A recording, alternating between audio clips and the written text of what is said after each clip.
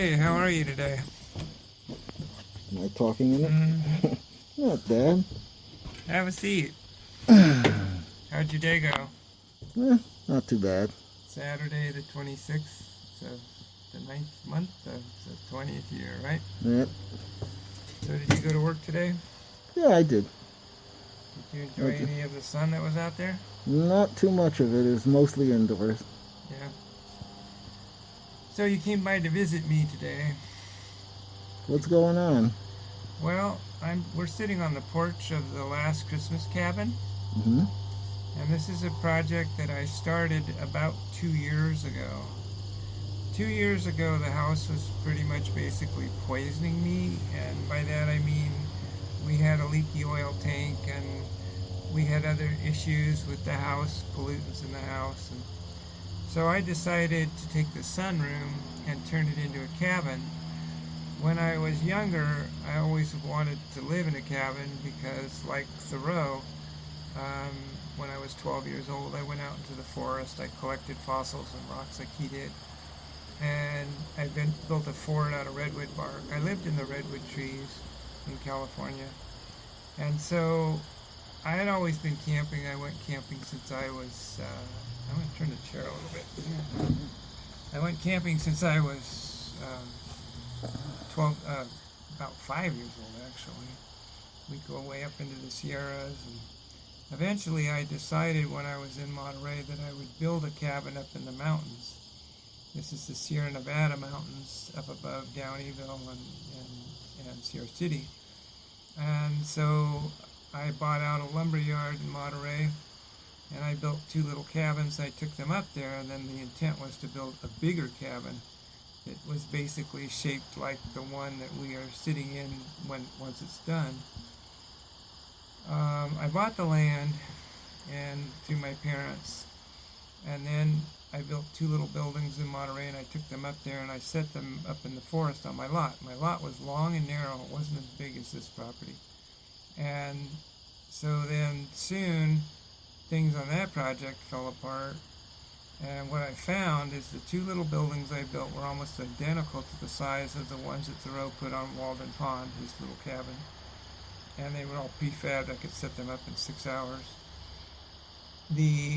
So what happened is I had to pull them down and dismantle them, and they were up there for about 2 or 3 years, and they charged me taxes on them. The people next door bought them, but they didn't want the cabins, so I brought them down. And after I brought them down, I found out that where I had built them was right at the edge of an old logging pond. I didn't know because everything was gone and it was just up on a ledge of dirt. And so it turned out I did exactly what Thoreau did. I don't know the name of the pond, but it was a logging pond. So that was kind of cool. And then basically we moved. I mean, we always lived in Monterey, and so we stayed there. And some forces came in and attacked my house over there. And unfortunately, during the first attack in 2011, the little buildings disappeared. I was going to sell them to the Smithsonian or have them put in the Smithsonian because it was such a cool journey. But I always have big plans, and they don't seem to work too well. I would have loved to have had one up here in New Hampshire. There's only pieces of one somewhere in Monterey, and I don't think I have access to it anymore. And so, but the idea was I would do the Thoreau thing. What has happened so we moved to New Hampshire, and basically this house was found for us. Now, I'm a person that I used to be a practical carpenter and stonemason. I can still do the work. I built this project, and basically carpenters and stonemasons are pretty, they believe in the law. You have to have things level. They believe in things being on the up and up. They don't tend to be people who believe in ghosts or spirit world or anything. Well, that all changed once I moved here into this house. I knew that there were ghosts and spirits in my house, the castle that I built in Monterey. For one thing, I had built it all out of famous buildings and pieces of famous buildings. I tore down some 100 buildings in Monterey, salvaged them. So it would make sense that since I built my castle out of pieces of the Carmel Mission, pieces of the Presidio mission, pieces of the Del Monte Hotel where 2 people were killed in the 1906 earthquake. A chimney fell on them. They were newly married. And pieces of Cannery Row, pieces of, well, actually where my relatives were from, San Juan Bautista. So it makes sense that I would bring ghostly spirits, if you believe in that kind of thing, into my house. And it was clear that they were in my house. All of our family knew this. And some of my family had seen them, like in the hallways and stuff. We never got ghost hunters to come out and do our house, but it wouldn't have mattered anyway. They wouldn't have chased anything away. And they didn't act on command anyway.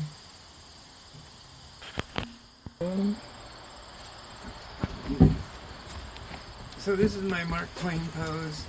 He came to Dublin and he was sitting on a porch and he was posing like this.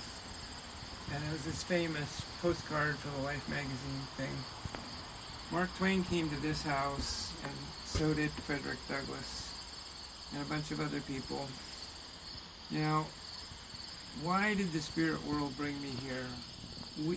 We've kind of segued away from what I was talking about. One thing I was talking about were the ghosts and stuff in the other house. In the other house, I was doing astronomy measurements, and I was checking out who my family were. Seemed to have come from a voice that I heard in 2003.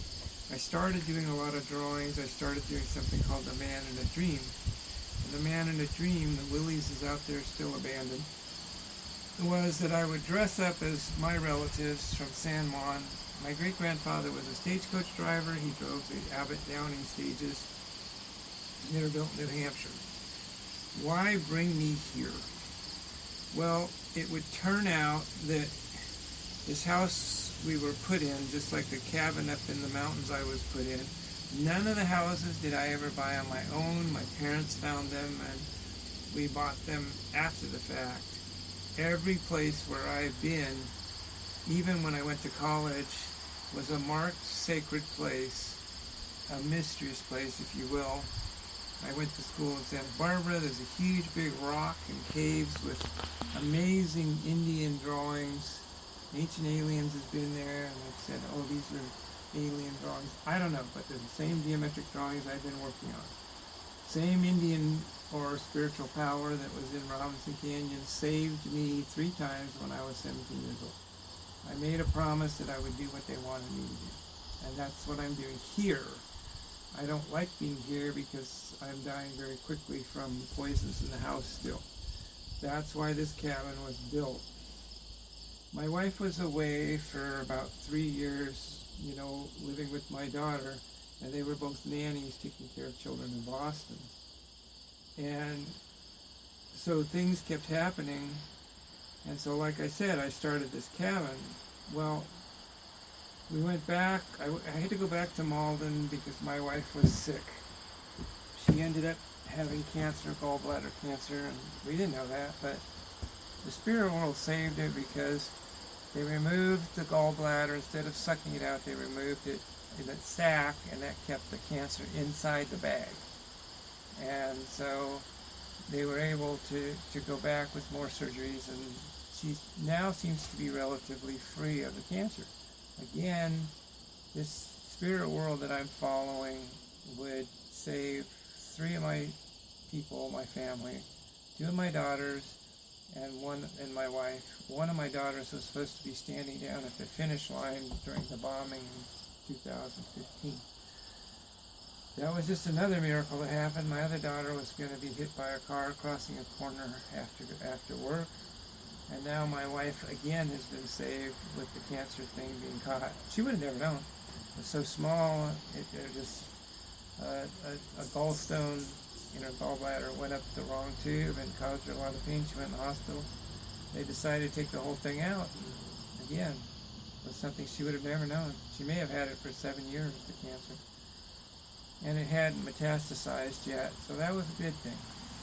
So when my wife got out of the hospital and she was in Malden, her landlord kicked her out because he was afraid that in Massachusetts she would get stuck there. Now, she would have gotten to be there without paying rent because of the COVID thing, but we had other things we had to do, so, and we went to court and we just didn't win, but we bought some time And then after that, the only thing we could afford was to move into Saugus into a hotel, and that was horrible.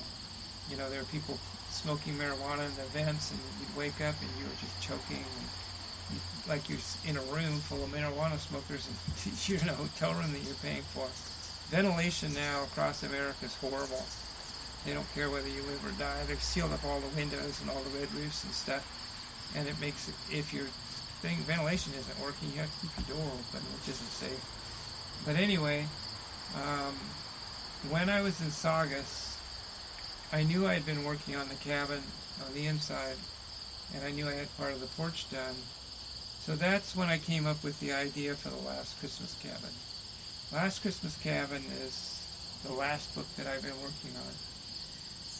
When I was here before, I had a dream about Thoreau. Now we're back to Thoreau again, coming up and picking up a slave here and then taking him up to Vermont.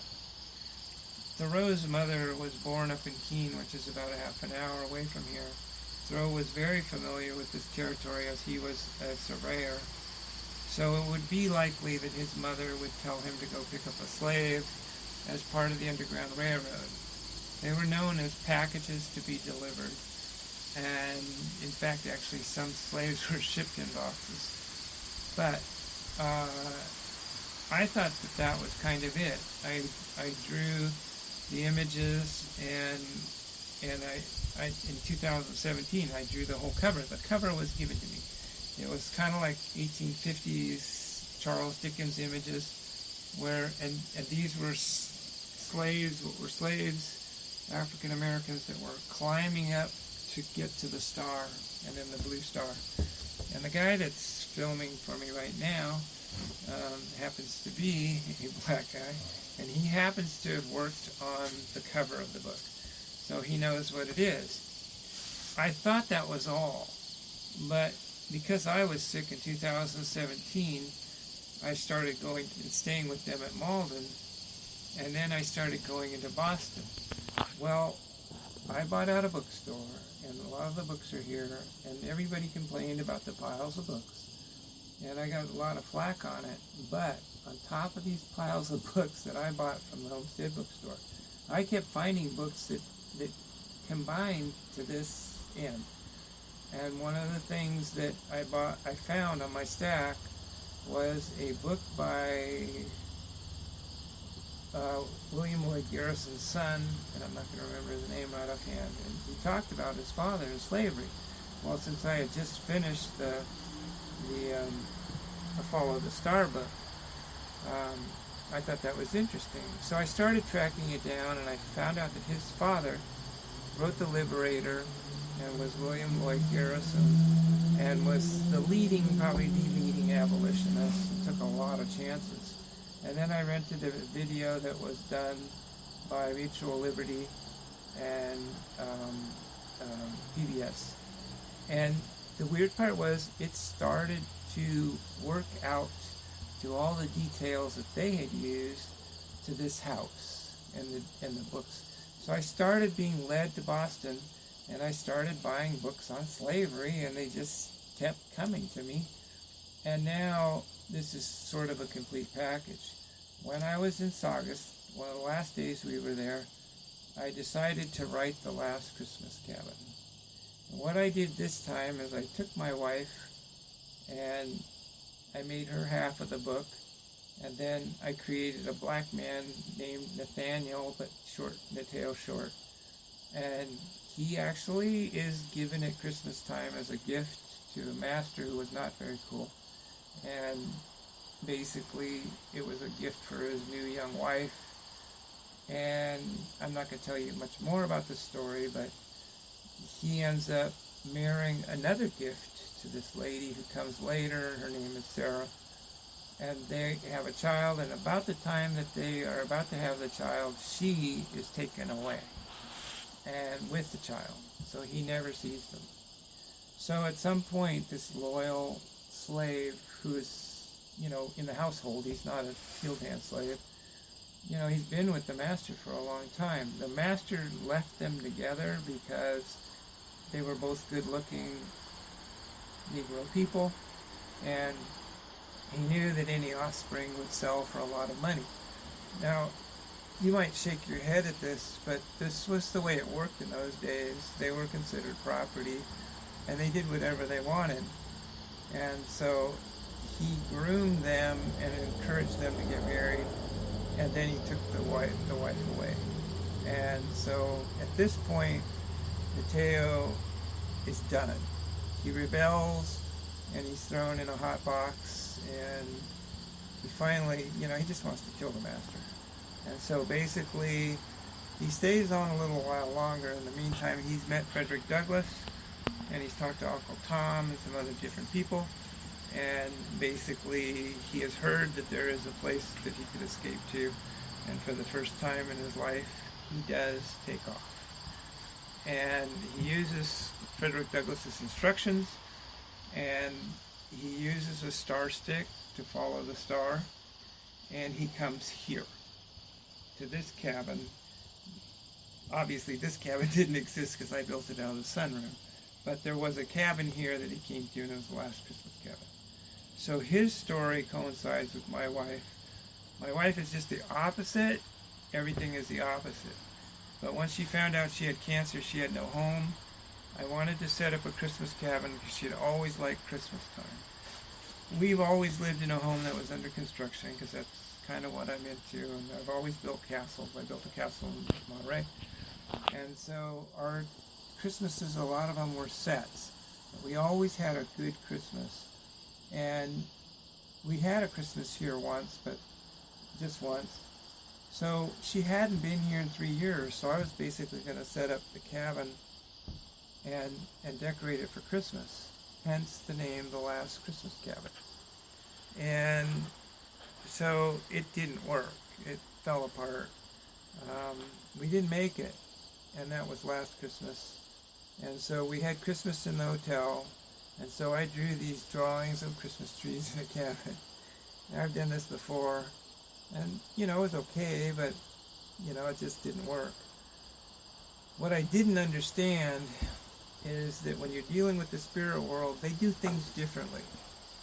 And so what it was in this case is they wanted me to come back and work on the cabin. In the meantime, I had an ending for the other story, and I'm not going to tell you it. I will say that I was working on the fact that it might be a tragedy, the whole story, and nobody will want to read it. But now it looks like the tragedy may be that I may in fact die. And like Uncle Tom, the guy that created the story, dies in this case. And so maybe ahead of time. But my wife and my daughter can still go on. And I'm going to tell you because I'm going to kind of give it away. I think Mateo, he works out. I'm not going to tell you how. And so he does make it to the last Christmas cabin. And from there, he goes on to live life. So, but I didn't have an ending for my wife. Yeah.